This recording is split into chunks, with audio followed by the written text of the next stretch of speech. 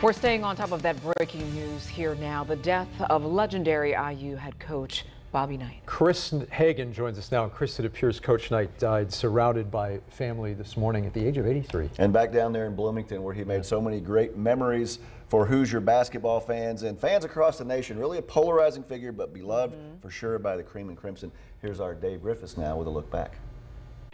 Robert Montgomery Knight arrived in Bloomington in 1971. His program, Indiana, was already rich in tradition, 2 national titles, but the Hoosiers had fallen from that prior glory. It did not take Knight long, though, to bring them back.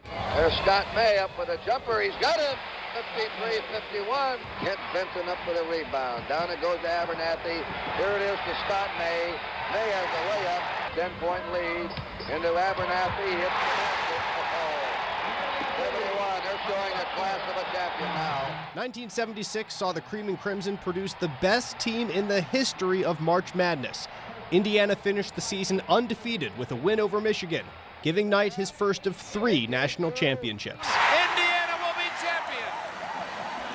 And Bobby Knight joins a select group of only 6 other coaches in college basketball history to win this championship more than once. Here it goes. Indiana wins the championship. Knight's accomplishments on the court were perhaps only matched by his personality off of it. In my entire adult life, I've never used the expression game face. I have no idea what it means or what you're supposed to.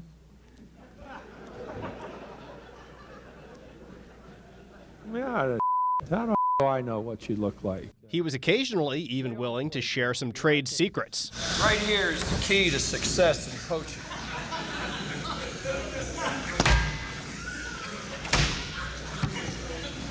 Probably no motivational device I've ever come across is as good as this. The general, with the fire of a drill sergeant, often boiling over without much care of consequence. Look at here. Bobby Knight just threw his chair clear across the free throw lane. Throwing a chair is minor compared to accusations of choking a player, later confirmed on video. The accusations were enough for IU to suspend Knight, fine him, and adopt a zero-tolerance policy, a policy that would be tested and violated. In an early morning telephone conversation with Coach Knight today, I gave him the option of resigning as head basketball coach.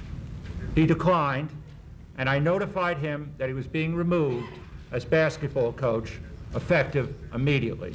Knight's firing drove a stake between Indiana University and its once beloved coach. Bitterness and enmity would last for decades. I have absolutely no respect whatsoever for those people. I have no interest in ever going back to that university. Most of those people aren't all those people out of there, though, Coach? I hope they're all dead. Well, I know some of them are, but I don't know. I hope the rest of them go. Knight was still quick to find work after leaving IU in the fall of 2000, as Texas Tech made him men's basketball coach in the spring of 2001. This is without question the most comfortable red sweater I've had on in 6 years. I can't tell you. Knight quickly won over a new fan base. His relationship with the media, though, remained testy. Try to help you young guys in this profession you've chosen. It's 1 or 2 steps above prostitution. That is an absolute crock of You know, you people in the news media, all of you dwell on some negative piece of like that. And I don't know how Steve feels about it, but it just and you don't have to bleep one single word of this. He was still quick to join the media after his time at Texas Tech in 2008. You're actually insinuating that an official made a mistake. Well, you've been known to complain once in a while.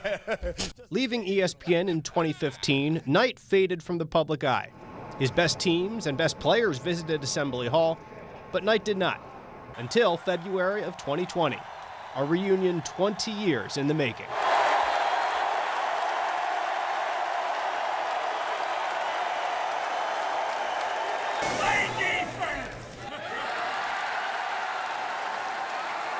Knight's legacy will be complex, but not complicated.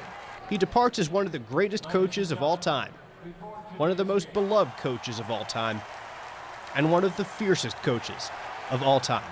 When my time on earth is gone and my activities here are past, I want they bury me upside down and my critics can kiss my. And that was Bob Knight right there. Yeah. Great work by our Dave Griffiths. And yeah, just an emotional day. My first year here at Fox 59 was Bob Knight's last year coaching IU. I remember being in the interview room and I was intimidated. How could you not be? He would come in, he was a figure that owned the room, and he owned those national championships, those 3 banners still hanging, the perfect season, as we referenced in that piece there. Unquestionably a great coach. His former players, fiercely loyal. His coaching tree is immense, of course, topped by Coach K. So just a sad day for college basketball across the board, and a hugely sad day for all those IU fans that grew up watching Coach Knight and his teams. What a moment that was for him to finally come back to Assembly Hall, and especially looking back at that now that he's passed a few years later. And he talked so often about how he would never do that.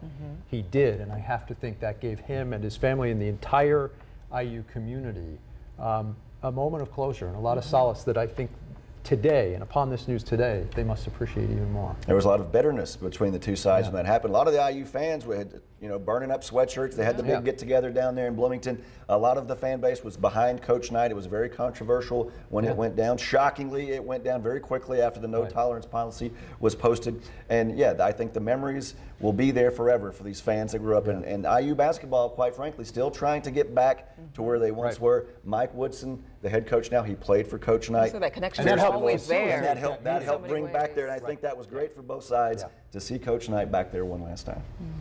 The breaking news today, Coach Bob Knight passed away in Bloomington at his home today at the age of 83. Chris Hagan, our thanks to you and Dave and the sports team for all of that reflection on his life and legacy here today.